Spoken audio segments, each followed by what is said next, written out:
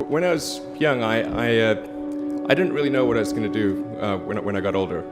People kept asking me, but then eventually I thought that the idea of inventing things would be really cool. And the reason I thought that was because I read a quote from Arthur C. Clarke, which said that a sufficiently advanced technology is indistinguishable from magic, and that's really true. If you go back, say 300 years, the things that we take for granted today would be you'd be burned at the stake for.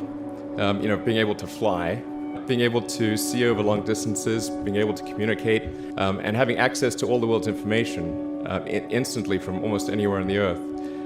This is stuff that really would be magic, or would be considered magic in times past. In fact, I think it actually goes beyond that, because there are many things that we take for granted today that weren't even imagined in times past. They weren't even in the realm of magic. So it actually goes beyond that. So I thought, well, if I can do some of those things, basically if I can advance technology, then that's like magic, and that would be really cool. And I also had sort of a slight existential crisis, because I was trying to figure out what does it all mean? Like, what's the purpose of things? And I came to the conclusion that if we can advance the knowledge of the world, if we can do things that expand the scope and scale of consciousness, then we're better able to ask the right questions and become more enlightened, and that's really the only way forward. I think about what technology solution is necessary in order to achieve the particular goal, and then try to make as much progress in that direction as possible. I think being a multi-planet species and being out there among the stars is important for the long-term survival of humanity. But then the part that I find personally most motivating is that it creates a sense of adventure, and it makes people excited about the future.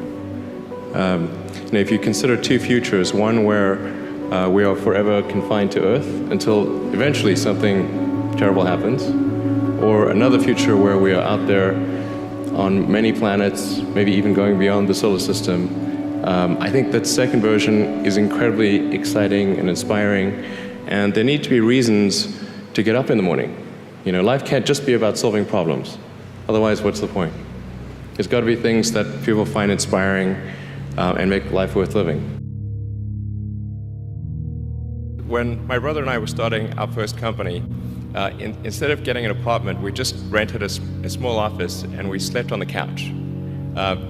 And we showered at the YMCA, and we're so hot up we had one computer, so the website was up during the day, and I was coding at night, 7 days a week, all the time. And I sort of briefly had a girlfriend in that period, and in order to be with me, she had to sleep in the office. So work hard, like every waking hour. That's the thing I would say, particularly if you're starting a company. A natural human tendency is wishful thinking. So a challenge for entrepreneurs is to say, well, what's the difference between really believing in your ideals and sticking to them versus pursuing some unrealistic dream that doesn't actually have merit? And that is a really difficult thing to tell you. Can you tell the difference between those two things? Right. So you need to be sort of very rigorous in your self-analysis. I think certainly extremely tenacious, and then just work like hell. You just have to put in 80 to 100 hour weeks every week.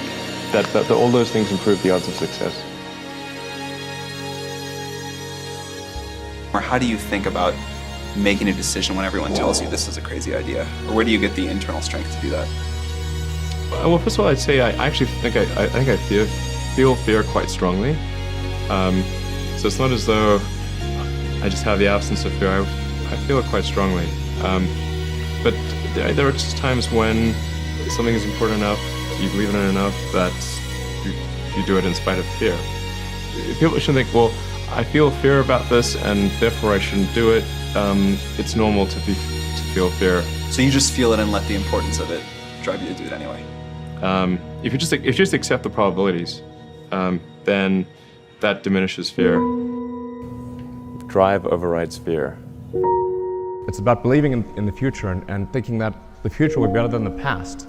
And I can't think of anything more exciting than going out there and being among the stars.